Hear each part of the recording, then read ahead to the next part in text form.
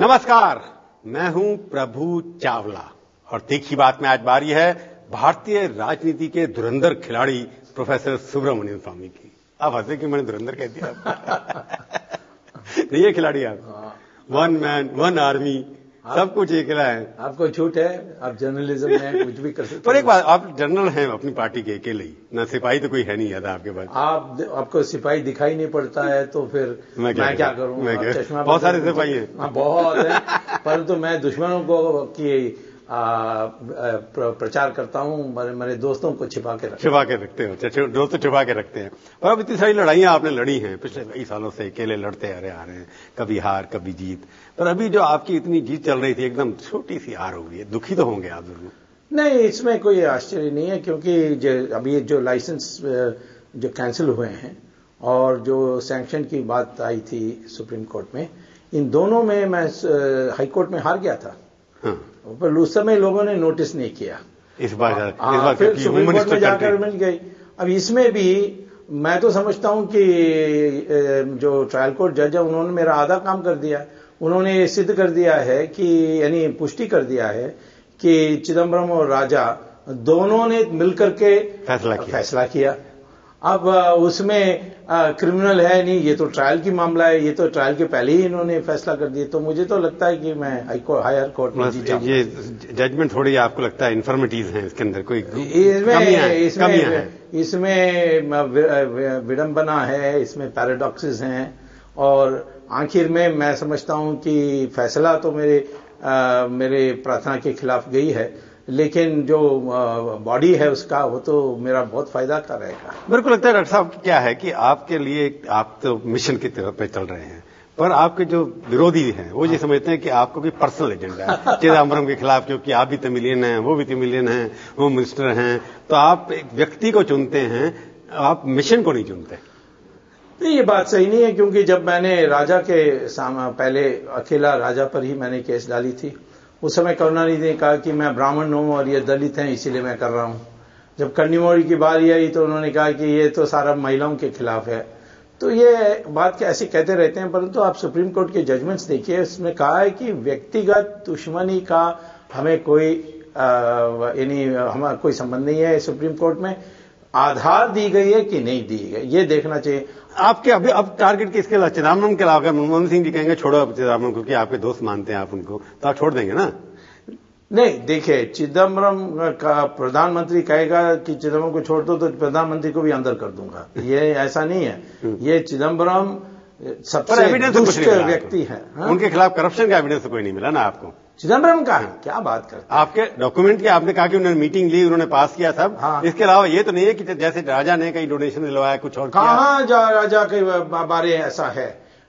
Prevention corruption act में इतना ही जिसका फायदा उठाया सीबीआई ने राजा के बारे, वो था क्रिमिनल मिसकंडक्ट। हाँ। कि आपने स्वान टेलीकॉम और यूनिटेक को खूब कमाने के लिए मौका दिया। तो उसमें आज जो जस्टिस सैनी के जज सैनी की जो ऑर्डर है, उसमें भी उन्होंने कबूल किया है और कहते हैं कि पर मैंने कोई क्रिमिनलिटी के लिए ट्रांसफर ऑफ मनी जो उनके अकाउंट में नहीं है, किसी और ने जैसे लोन किसी ने लिया, किसी ने और कुछ किया, मैं केस पे डिस्कशन कर नहीं सकता क्योंकि सब जुडिशियल। आप अज्ञान में बोल रहे हैं, मैं बता रहा हूं, राजा के बारे अभी तक मनी ट्रेल कोई भी नहीं है। नहीं, तो वो तो चिदम्बरम के प्रति आपका क्योंकि एक एजेंडा ले रखा है आपने, उनके खिलाफ एविडेंस तो नहीं है ना? वो तो आपका कहना है। वो आज एक कोर्ट कह दें कि मैंने प्रूव नहीं किया, कल दूसरी कोर्ट कह देगी। वैसे ही हुआ था लाइसेंस कैंसिलेशन में, वैसा ही हुआ था सैंक्शन में। दिल्ली हाई कोर्ट ने मेरे पिटीशन को लोगों का दिया था, सुप्रीम कोर्ट में मैं जीत गया था। आपकी एक कॉन्ट्रडिक्शन समझ में नहीं आती, क्योंकि सरकार में तो कलेक्टिव रिस्पॉन्सिबिलिटी होती है। आप कहते हैं प्रधानमंत्री से मेरी कोई दुश्मनी है, वो तो क्लीन आदमी है, पर उनके सारे मिनिस्टर खराब है। ये क्या है, कोई स्ट्रैटेजी है या आप कन्विक्शन है आपकी प्राइम मिनिस्टर ठीक है? नहीं, मेरे कन्विक्शन तो है कि उन्होंने पैसा इसमें बनाया नहीं, उसमें तो पूर्ण रूप कन्विक्शन है। अब सवाल यह है कि आज मुझे ये देखना है, क्योंकि ये क्रिमिनल केस चल रही है, कि क्या किसी बात पर प्रधानमंत्री अधिकृत थे फैसला करने के लिए, उन्होंने उल्टा फैसला किया। जो कागजात हैं उसके अनुसार तो प्रधानमंत्री ने राजा को लिखकर कहा था कि ऑक्शन कर दो, इस तरीके से मत करो। परंतु उसने उसकी बात नहीं सुनी, क्योंकि राजा के रहनुमा उनसे भी ऊपर बैठे थे, प्रधानमंत्री। तो कागज मैंने भी देखे, उसमें प्रधानमंत्री ऑफिस के अंदर 10 तारीख को जैसे लाइसेंस दिए, हाँ। 8 तारीख को प्राइम मिनिस्टर के प्रिंसिपल सेक्रेटरी नहीं थे, उसे एडिशनल सेक्रेटरी, आजकल प्रिंसिपल सेक्रेटरी हैं, उन्होंने फाइल के ऊपर लिखा है हाँ। कि मैंने एक टेलीकॉम सेक्रेटरी को कन्वे कर दिया है कि पुरानी फाइल उसके ऊपर चलना चाहिए जो पीछे है। हाँ। तो प्राइम मिनिस्टर को 10 तारीख से पहले पता था कि ये होने वाला है, तो रोक सकते थे वो? नहीं, देखिए, जहां तक प्राइम मिनिस्टर एक स्ट्रांग प्राइम मिनिस्टर होते तो क्या करते, वो उसमें तो ये दोषी हैं। जैसे भीष्माचार्य महाभारत में द्रौपदी का वस्त्रहरण रोक सकते थे, परंतु उन्होंने कहा मैं मजबूर हूं, मैं विवश हूं, वो देखते रह गए आखिर में। परंतु वो दुशासन के बराबर उसको माना नहीं जा सकता है। इसीलिए मैं कहता हूं कि प्रधानमंत्री को मैं बाद में देखूंगा कि उनका क्या इसमें कितना उसके लिए उसको जिम्मेदार ठहराना चाहिए। नहीं, मैं आपसे सीधी सी बात कर रहा हूँ, तीखी बात करने की बात कर रहा हूँ कि आप ये मानते हैं कि प्रधानमंत्री के नॉलेज में था लाइसेंस होने से पहले कि ये लाइसेंस देने वाले हैं? हाँ, अब तो रोक सकना चाहे तो रोक सकते थे, वो अगर स्ट्रांग प्राइम मिनिस्टर होते। रोक सकते की सवाल नहीं है। क्या वो उनके पास वो शक्ति थी जिसके कारण वो रोक सकते थे? नहीं, पहले दिन से ही प्रधानमंत्री बनते समय उनको इसीलिए बनाया गया था कि वो रीढ़ की हड्डी नहीं है उनकी। तो आप करने क्या वाले हैं? आप कैसे बाद में देखूंगा? मैं जानता हूं इसमें राजनीतिक खेल भी है।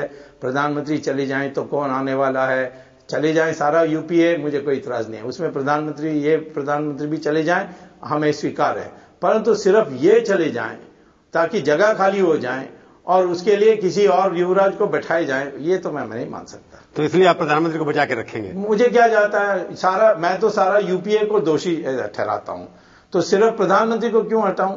हटाना तो सारे को हटाना है। नहीं, बाकियों के खिलाफ तो करप्शन आपको दिखाई देती नहीं ना? नहीं, देखिए यूपीए इनका तो ये करप्ट नहीं है। ये मैं प्रधानमंत्री की बात नहीं, बाकी भी तो मिनिस्टर बहुत हैं। डॉक्टर सुब्रमण्यम ने बाकियों को क्लीन चिट दे रखी ना, अभी तक क्लीन चिट नहीं देखी है। मैं एक निजी व्यक्ति हूं, मेरे पास ना सीबीआई है ना इन्फोर्समेंट डायरेक्टरेट है। कल आप मुझे इनकी इंचार्ज बना दीजिए, मैं 10 दिन में सबको सारा जो मंत्री हैं यूपीए के सबको मैं अंदर कर दूंगा। नहीं, वो तो बात आपकी ठीक है, परंतु जो इंप्रेशन आपके विरोधी ने दे रखा है तो बनाई कि आप सोनिया जी के दुश्मन, आप बाकियों लोगों के दुश्मन, प्रधानमंत्री आपके लिए बिल्कुल गोल्डन हैं, स्वच्छ हैं, पवित्र गंगा की तरह हैं। ये आप मिलजुल के काम कर रहे हैं क्या? मिलजुल के तो काम नहीं कर रहे ना? नहीं, पवित्र गंगा का सवाल ही नहीं है। मिलजुल के काम कर रहे हैं क्या आप? उनके लोग कहते हैं कि आप उनके इशारों पे काम कर रहे हैं। वो तो संदेह होता ही है, परंतु प्रधानमंत्री आप उनके दफ्तर चले जाते हैं, वो तो उसमें क्या है? वो तो मैं तो भूतपूर्व मंत्री हूं, इस देश में 5 बार पार्लियामेंट का मेंबर रहा हूं। मैं तो एक जाने माने सार्वजनिक स्तर पर एक व्यक्ति हूं, तो मुझे अपॉइंटमेंट चाहिए तो मैं चले जाऊंगा। और इसीलिए वो तो दूसरी बात है। मनमोहन सिंह मेरा बहुत पुराना दोस्त है, 40 साल का। हम कैसे उसको आप कहेंगे कि नहीं, हम नहीं मानते, हम वैसे व्यक्ति नहीं है। 40 साल से दोस्तों क्या आइडियोलॉजिकल है कि आपकी विचारधारा अच्छे आदमी है, प्रो मार्केट, प्रो अमेरिका, ये सब जो है वो डब्बू है, उनकी रीढ़ की हड्डी नहीं है, परंतु आदमी अच्छा है। नहीं, पर आइडियोलॉजिकल भी आपके साथ है ना? हाँ, वो तो शुरू से है। मैं ही तो उनको वापस पहले साउथ डायलॉग लिखा था तो लेफ्टिस्ट थे। वो तो अलग बात था, परंतु मैं चंद्रशेखर सरकार बनाने के बाद मैं ही उनको आग्रह करके उनको यहाँ इकोनॉमिक एडवाइजर बनाने के लिए बुलाया था। तो आपको रिपोर्ट करते थे तब तो हमारी सलाहकार सलाहकार थे आपके, अब आपके प्रधानमंत्री हैं। परंतु उनके प्रति आपकी जो वीकनेस है, हाँ, उसके पीछे और कारण क्या है? मैं पूछूंगा छोटे से ब्रेक के बाद पूछूंगा।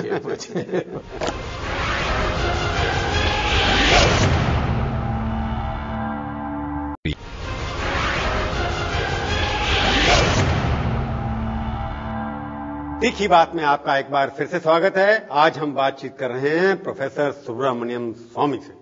प्रोफेसर राघवन ने तो हटा दिया, आप तो प्रोफेसर कहते नहीं, प्रोफेसर से नहीं हटाया, मेरा कोर्स को आप पढ़ाने नहीं जाएंगे ना? आप पढ़ाने आप जाने की जरूरत नहीं है, जरूरत है। पर एक बार बता, पढ़ाएंगे भी नहीं आप तो आपके सोर्स क्या है इनकम का? कहां से आते हैं पैसे? इतना खर्चा करते हैं, इतने फंक्शन करते हैं, इतना ट्रैवल करते हैं, कोई ना कोई तो दान देता होगा ना आपको। हाँ जरूर, मैं तो पुराना ब्राह्मण तो ही वैसे। ब्राह्मण हूँ, मुझे दक्षिणा के बिना तो मैं काम नहीं कर सकता। कहाँ से आती है दक्षिणा? जनता से आती है, लोगों से आती है जिनके पास पैसा है। आप करप्शन के खिलाफ लड़ाई लड़ रहे हैं तो कभी ना कभी आपकी इंक्वायरी भी कराएंगे चिदम्बरम साहब? कभी कभी कितनी इंक्वायरी की है, इसमें कोई कम किया है? मैं इंदिरा गांधी के काल में तो रोज मेरी इंक्वायरी होती थी। आज तो कोई ऐसी बात नहीं है जो मेरे बारे जानते नहीं है। को सब ढूंढकर भी उनको कुछ नहीं मिला, क्योंकि मेरे जो है आज सारे इस बात में ओपन किताब है आपकी तो। हाँ, पढ़ ले जो मर्जी, जो हर भाषा में लिखी और मैं कोई छिपाता नहीं हूं। मैं जो करना है, मैं किसी की दुश्मनी लेना तो ओपनली कह देता हूं, मैं इसका दुश्मन हूं, मैं इसके पीछे पड़ने वाला हूं। आपके जो विरोधी ये भी कहते हैं कि आप क्योंकि आरएसएस वाले उनसे लड़ नहीं सकते, आप आरएसएस के बिहाफ के ऊपर चिदम्बरम से लड़ाई कर रहे हैं, क्योंकि उन्होंने एक सैफरन टेरर नाम जो क्रिएट किया उन्होंने, उसके प्रति आप उनके आपके बंदूक चला रहे हैं कंधे पे रख के आरएसएस वाले। अरे मुझे तो हिंदू टेरर के सवाल पर चिदम्बरम से लड़ने की आवश्यकता नहीं है, क्योंकि उसमें वो ही लेकर डूबकर मरेगा।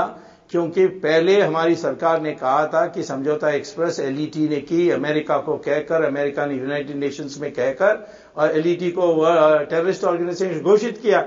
अब वो बदल गए, अब फंस गए। और मैं कहता हूं कि आज सीबीआई और महाराष्ट्र पुलिस सब रो रहे हैं, क्योंकि उनके पास कोई सबूत ही नहीं है। ये सब बाहर आ जाएंगे। आरएसएस के समर्थक तो आप हैं ना, आप आरएसएस के साथ मैं तो शुरू से रहा हूं। मैं जब आया, मैं किसी पार्टी में जा सकता था, हार्वर्ड से आया, उस समय मैं जनसंघी बना। तो ये तो मैं तो इतना मेरा दिमाग साफ है कि जिस देश में एकता पैदा करने के लिए आरएसएस जैसे संगठन का मदद की आवश्यकता है। पर आरएसएस पिछले कुछ सालों से सुनने में आया कि आप बीजेपी में घुसने की कोशिश कर रहे हैं।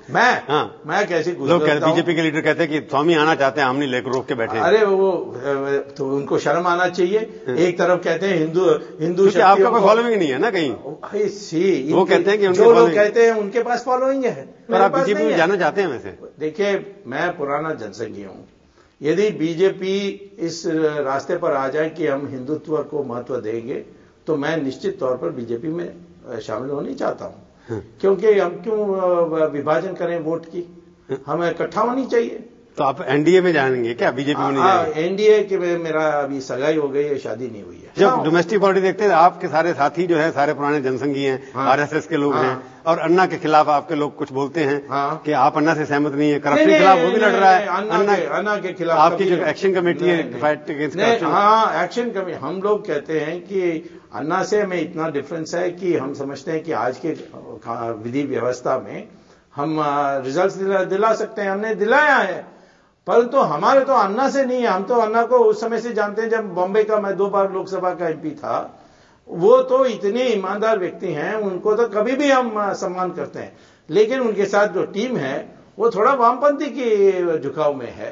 तो मैं इसीलिए मैंने नहीं, आपका कहना ये भी तो कह रहे हैं कि आप इसी कानून के अंदर आप करप्शन के खिलाफ लड़ाई लड़ सकते हैं। इसके लिए लोकपाल की कोई जरूरत नहीं है। नहीं, ऐसा नहीं कहा। मैंने कहा लोकपाल जब आएगी आने दो, कुछ और मदद मिल जाएगी। परंतु आज की इसमें भी मैं कर सकता हूं। आपका भविष्य क्या है सुब्रमण्यम स्वामी साहब? भविष्य में चिंता नहीं, अपना पर्सनल भविष्य। मैं तो भविष्य चिंता आपका भविष्य बीजेपी में है, आपका भविष्य आपकी अपनी पार्टी जनता पार्टी में है, या आपका भविष्य मनमोहन सिंह की दोस्ती में है? किसमें है? बीजेपी और जनता पार्टी में फर्क क्या है? बी का फर्क है, कोई फर्क नहीं है। एक मौका मिलेगा तो आपको।